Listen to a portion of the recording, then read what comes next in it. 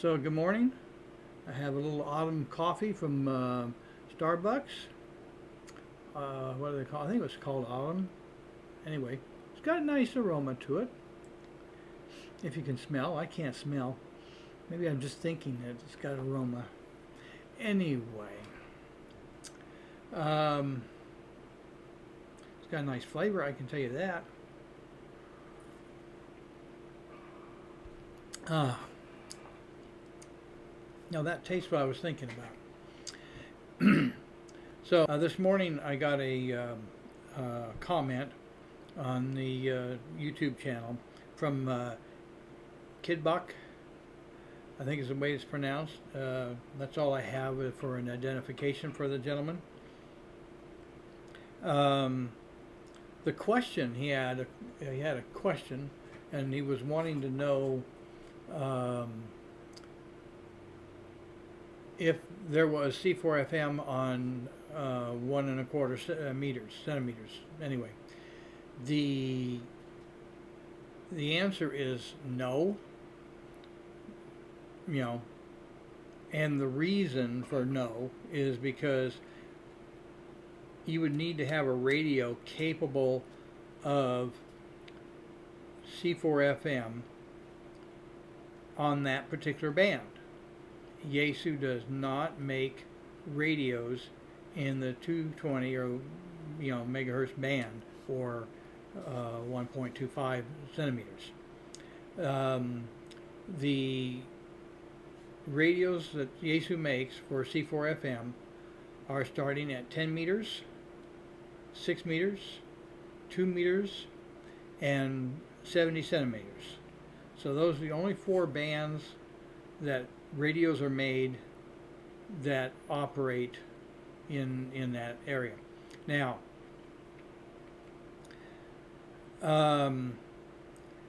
they do make the 991, does not have 220 in it. It has 6 and 10. That's where you get your 6 and 10. I know there's a lot of argument. I'm not going to get into the argument of or the debate as to what's legal and what's not legal.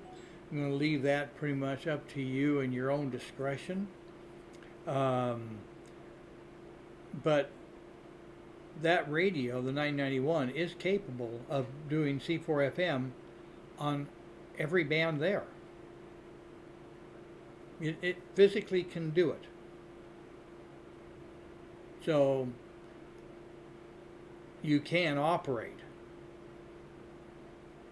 My understanding, and I'm going to just leave it at that, my understanding is because of the bandwidth of the C4FM signal, it's like FM, so it's sort of treated like FM.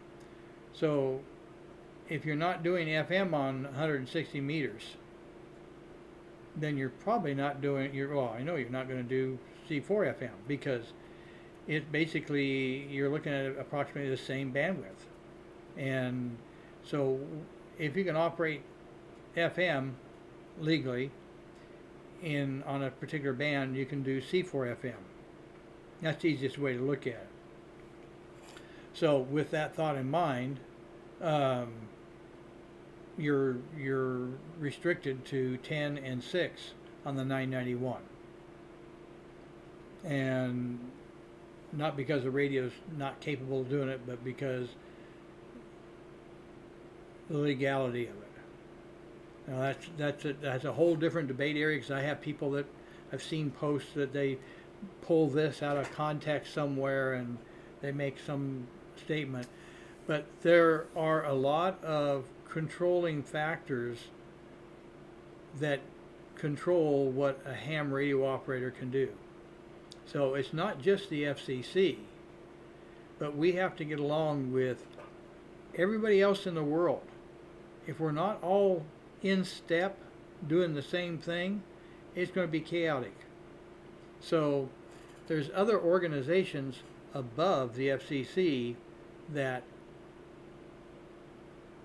help regulate what we can do and where we can do it at. That's just simple. I'll leave it at that. Not that I can't see merit in what has been put out there. I can understand it from that somebody's eyes, the way they look at that, but that's just not what you know is happening. So anyway, with that thought in mind, we're gonna move on. So I think that covers that. So Kidbach, if that is satisfaction for you, that's great. I'm happy with that. I appreciate you asking the question. Any of you out there have questions, please put them on the YouTube channel. I currently do not have billions of people send me comments and stuff all the time, and particularly if there is a question, I like to try to answer it. So with that thought in mind, I will continue to do that. While we're here, let's talk about subscribing. So if you're watching this video and you haven't subscribed yet, please do so.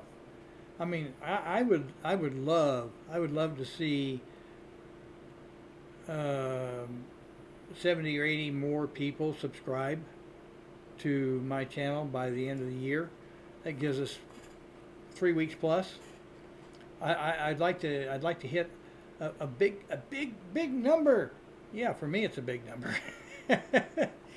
I would like to hit 500 subscribers. I think I'm at 436, 4 something or rather. Anyway, so if you haven't done that, please do that. Also, don't forget to hit the notification bell so you can be notified of the next video that comes out.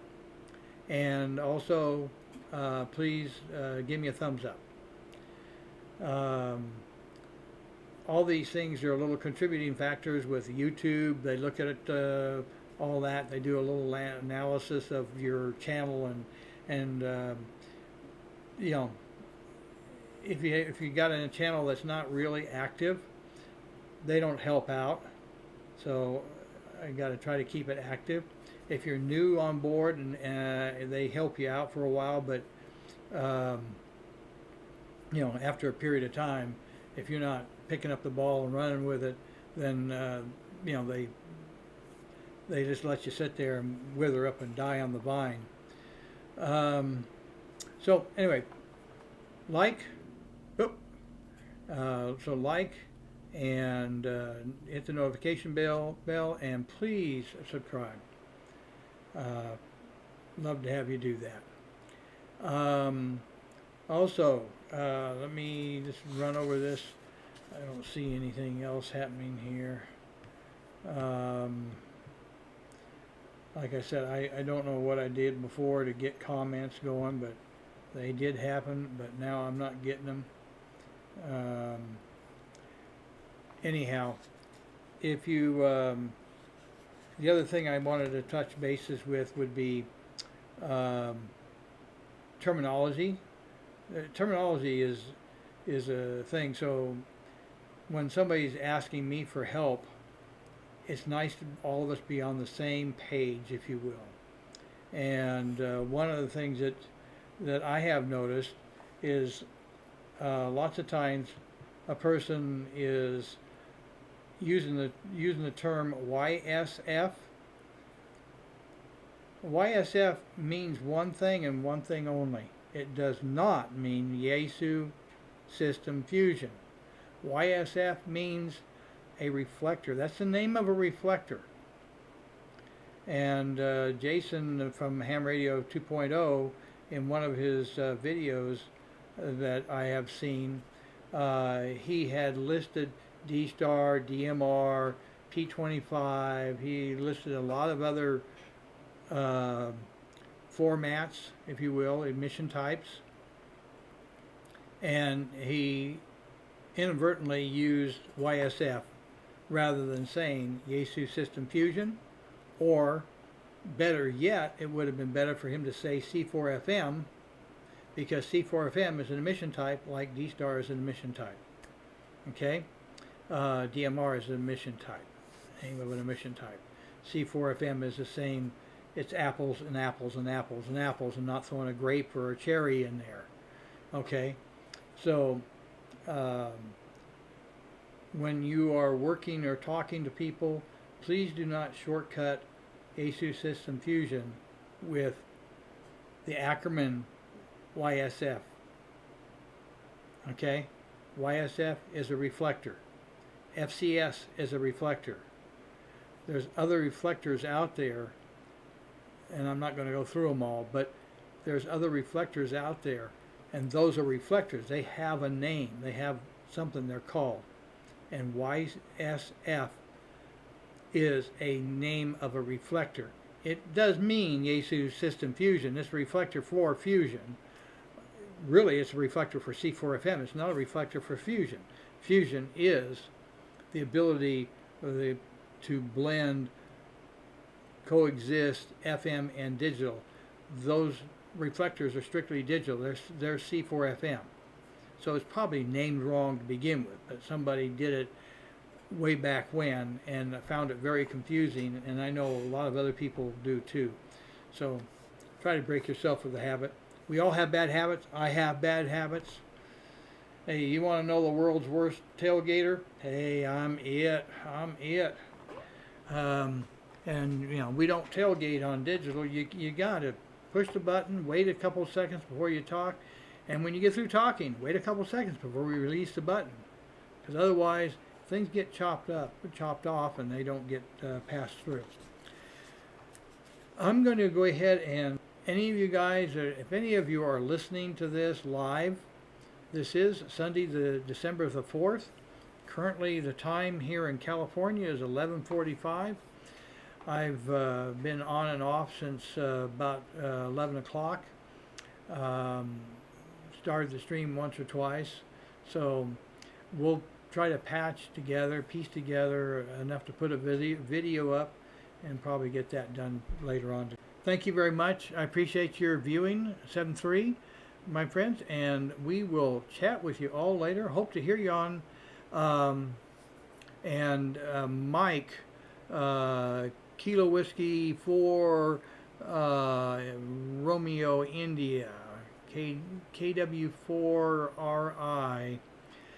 Yeah, I've seen you on. You've been on just for short periods of time on the network. I don't seem to catch it until it's gone. And if you're calling out, you got to give me a half a minute. Sometimes I put the radio down and go somewhere and come back a little bit later. Usually not. Usually it's like right now I've got the radio here with me, but it's turned off because it can get to be too chattery. So yeah, feel free to jump in there, Mike, and say howdy. Give me a shout. Anybody else out there who wants to do it, if you got Wires X, you can bring up 43206. Room 43206 is the room that's you get into our hub of our system here, and you'll be on about 15 repeaters all simultaneously. Pretty awesome system. It works pretty clean. Okay, love you guys. Thanks for joining me. 7-3, and chat with you a little bit later.